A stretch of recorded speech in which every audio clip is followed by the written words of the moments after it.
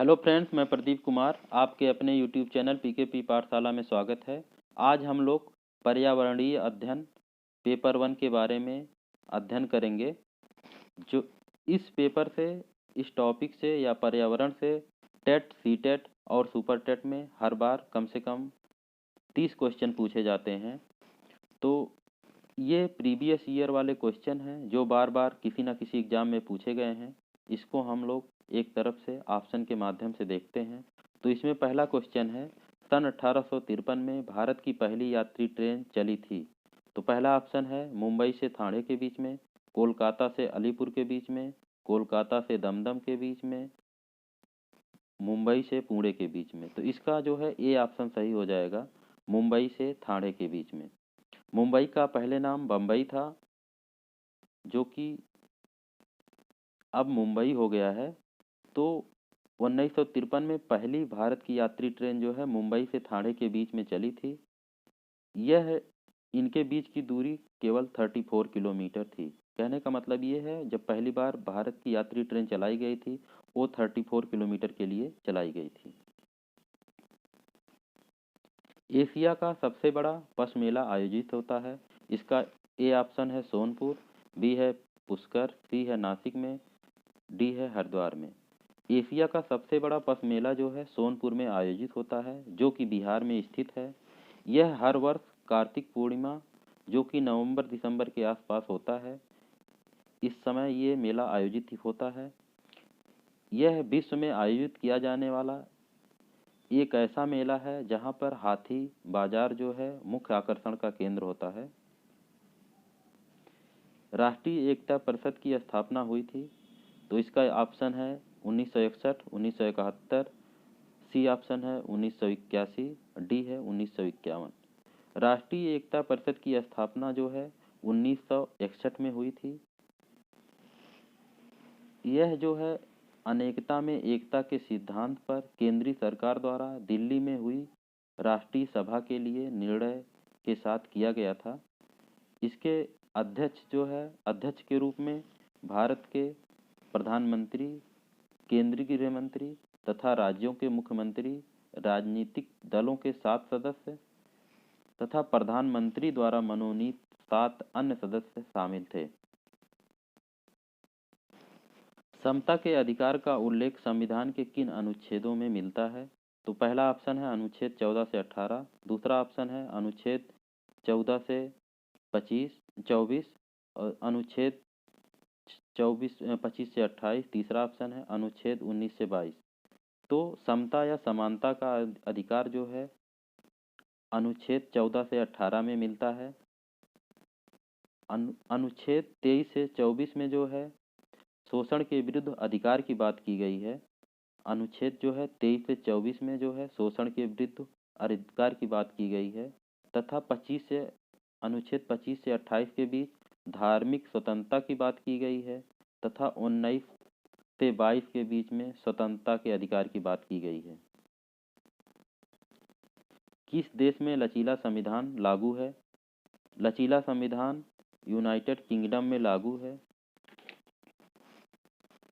United kingdom का जो है संविधान प्रकृति में लचीला है और उसे आसानी से संशोधित किया जा सकता है। यही सामान्य कानून जो और यहाँ के सामान्य कानून और संवैधानिक कानून में बहुत ज़्यादा अंतर नहीं है, अर्थात संशोधन उसी सामान्य संसदीय प्रक्रिया से हो जाते हैं जिससे वो बनाए जाते हैं।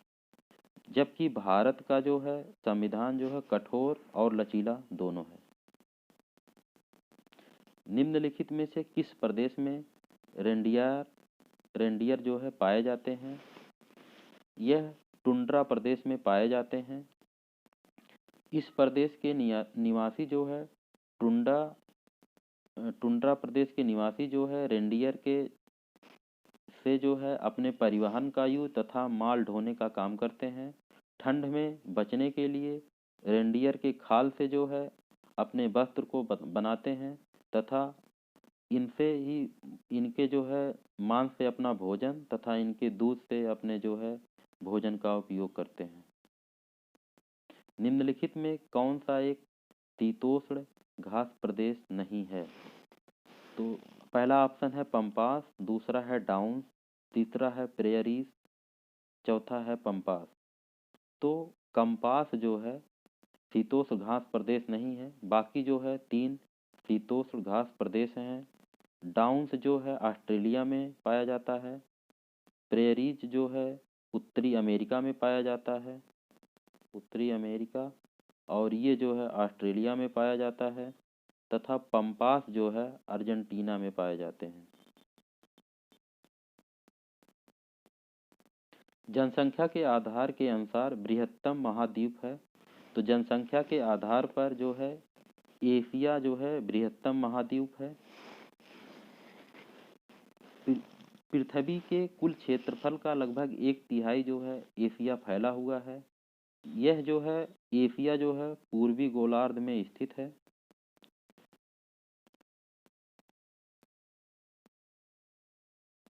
भारत में थारू जनजाति कहाँ निवास करती है? भारत में थारू जनजाति उत्तर प्रदेश के तराई इलाके तथा उत्तराखंड में भी पाई जाती है, इसलिए इसके दोनों ऑप्शन सही होंगे, ए और बी ऑप्शन। थारू जनजाति नैनीताल के उत्तराखंड के नैनीताल से जो है उत्तर प्रदेश के देवरिया जनपद तक फैली हुई है, जो कि उत्तर प्रदेश का तराई इलाका है। थारू जनजाति जो है हिंदू धर्म को मानते हैं और ये हिंदुओं के सारे त्यौहार को भी मनाते हैं, लेकिन जो है दीपावली जो है ये शोक के रूप में मनाते हैं।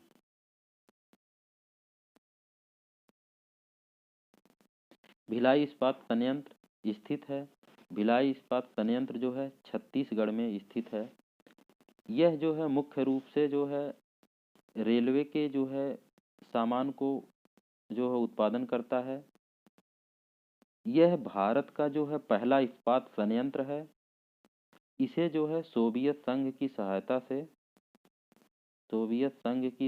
से 1955 में जो है स्थापित किया गया था। भारत में महिलाओं के लिए आरक्षण की व्यवस्था कहाँ है? पहला ऑप्शन है विधानसभा में, मंत्रिमंडल में, पंचायती राज व्यवस्था में, लोकसभा में। तो भारत में महिलाओं के लिए आरक्षण की जो व्यवस्था है पंचायती राज संस्थाओं में है, और इसमें जो है जो कुल सीटें हैं उसकी जो है 1/3 से जो है इनकी संख्या कम नहीं होना चाहिए, ये इनको आरक्षण दिया गया है। किसी राज्य के राज्यपाल की नियुक्ति के लिए कम से कम उम्र होनी चाहिए? ऑप्शन ए है जो है 45 वर्ष, ऑप्शन बी है 50 वर्ष, ऑप्शन सी है 30 वर्ष, ऑप्शन डी है 35 वर्ष। तो इसका जो है ऑप्शन डी सही हो जाएगा। किसी भी राज्यपाल को जो है नियुक्त करने के लिए उसकी जो उम्र है 35 वर्ष वो पूरा कर चुका हो तथा वो भारत का जो है नागरिक हो।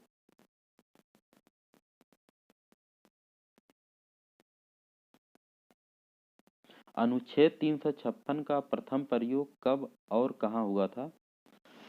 अनुच्छेद जो है 356 का प्रयोग जो है 1959 में केरल में हुआ था।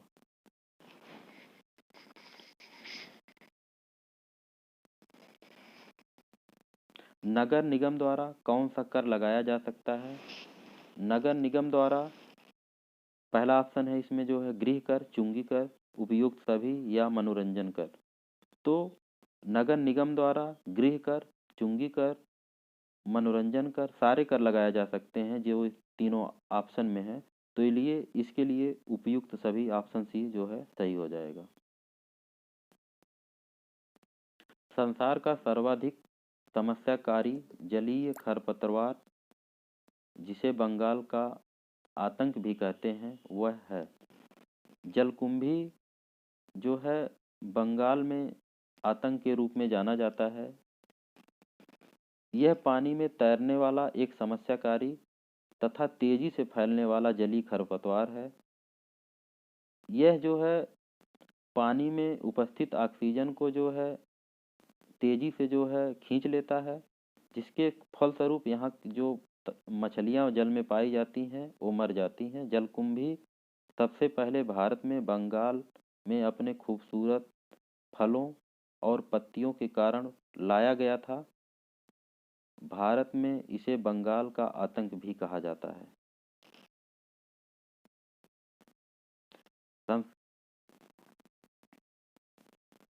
पादप हार्मोन जो फलों को पकाने में सहायता करता है वो कौन सा है? जिब्रेटिन, सेंटोकाइनिन, इथाइलिन, ऑक्सिन। तो जो है इसका जो है सी ऑप्शन सही हो जाएगा, इथाइलिन। इथाइलिन गैसीय अवस्था में पाया जाता है और यह पादप हार्मोन है एक तरह से। इस हार्मोन के निर्माण में पौधे के प्रत्येक भाग में जो है होता है ये। इस हार्मोन की सहायता से जो है कच्चे फल जो है पकने में सहायता मिलती है। किस प्रकार का डीएनए कोशिका में सामान्य रूप से पाया जाता है? बी प्रकार का जो है डीएनए कोशिका में सामान्य रूप से पाया जाता है। डीएनए की जो है खोज जो है वाटसन तथा क्रिक ने किया था। तो कोशिका में सामान्य रूप से बी टाइप की जो है डीएनए जो है पाई जाती है। निम्नलिखित में से कौन अचल जीव उदाहरण है? तो पहला ऑप्शन है लीच, काइटिन, इकनस तथा यूप्लेक्लेटा। तो इसका जो है ऑप्शन डी सही हो जाएगा, यूप्लेक्लेटा। यूप्लेक्लेटा जो है पोरीफेरा संघ का जंतु है। पोरीफेरा संघ का जो है जंतु है। यह अचल जीव है जो चलने में सक्षम नहीं होता है। यह किसी दृढ़ आधार से जो है चिपके होते हैं। इसे बीनस की फूलों की टोकरी कहते हैं। इसे जो है बीनस के फूलों की टोकरी भी कहा जाता है। प्रोटीन की इकाई क्या है? तो इसका ऑप्शन है वसा अम्ल, अमीनो अम्ल, विटामिन तथा ग्लूकोज। तो इसका बी ऑप्शन सही हो जाएगा। प्रोटीन जो है अमीनो अम्ल प्रोटीन की इकाई होते हैं। प्रोटीन में अमीनो अम्ल पेप्टाइड बंधों द्वारा एक दूसरे से जुड़े होते हैं तथा लगभग 20 अमीनो अम्ल प्रायः सभी प्रोटीन में पाए जाते हैं। निम्नलिखित में से कौन, ये हम लोग क्वेश्चन पहले कर चुके हैं। मनुष्य के शरीर में सबसे बड़ी ग्रंथि कौन है? तो इसका ऑप्शन ए है पीयूष ग्रंथि, अधिविक्क ग्रंथि, यकृत ग्रंथि तथा अग्नाशय।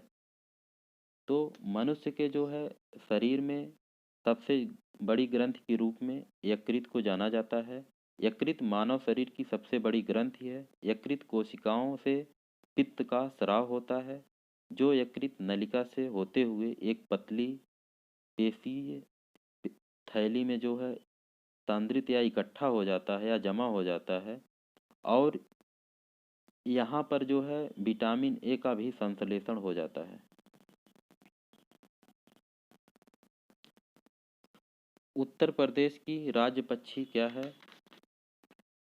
उत्तर प्रदेश की राज्य पक्षी क्रेन यानी सारस या क्रेन बोला जाता है, सारस क्रेन है। इसी कड़ी में जान लेते हैं उत्तर प्रदेश का जो है राजकीय पशु जो है बारहसिंघा है तथा राजकीय पक्षी जो है सारस है तथा जो है राजकीय वृक्ष जो है अशोक है तथा राजकीय पुष्प जो है पलाश है। तो इसका जो है डी ऑप्शन सही हो जाएगा, सारस क्रेन।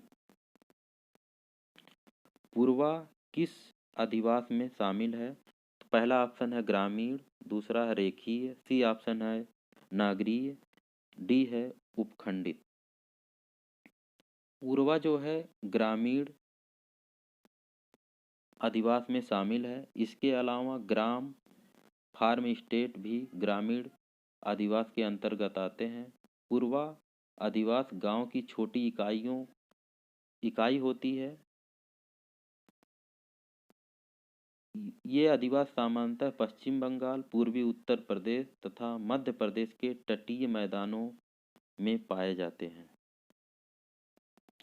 कौन सा ज्वालामुखी पर्वत है? तो पहला ऑप्शन है यूराल, अपलेशियन, किलिमंजारो तथा अरावली। तो इसका सी ऑप्शन सही हो जाएगा, किलिमंजारो। किलिमंजारो तंजानिया में स्थित एक निष्क्रिय ज्वालामुखी पर्वत है। किलिमंजारो पर्वत दुनिया का सबसे ऊंचा मुक्त खड़ा पर्वत है तथा साथ ही में विश्व का चौथा सबसे उभरा हुआ पर्वत है, जो आधार से 5,882 मीटर ऊंचा है। तो इसका जो है सी ऑप्शन सही हो जाएगा। एलिफेंटा द्वीप जो है अवस्थित है गोवा तट पर, मुंबई तट पर, सी ऑप्शन है गंगा डेल्टा पर, डी जो है कच्छ तट पर। तो ये जो है एलिफेंटा द्वीप जो है मुंबई तट पर अवस्थित है, इसलिए इसका बी ऑप्शन सही हो जाएगा। यह द्वीप एक लोकप्रिय पर्यटन स्थित है जिसमें गुफा मंदिर तथा एलिफेंटा गुफा है, जिसे चट्टानों से उकेरा गया है, अर्थात चट्टानों की सहायता से बनाया गया है। मानसूनी वन पाए जाते हैं जहां वर्षा होती है। तो इसका ऑप्शन ए है 150 से 200 सेंटीमीटर, बी ऑप्शन है 50 से 150 सेंटीमीटर, सी ऑप्शन है 70 से 100 सेंटीमीटर, डी ऑप्शन है 70 से 200 सेंटीमीटर। तो इसका जो है डी ऑप्शन सही हो जाएगा। मानसूनी वन जहाँ पाए जाते हैं वहाँ पे 70 से 200 सेंटीमीटर तक की वर्षा होती है।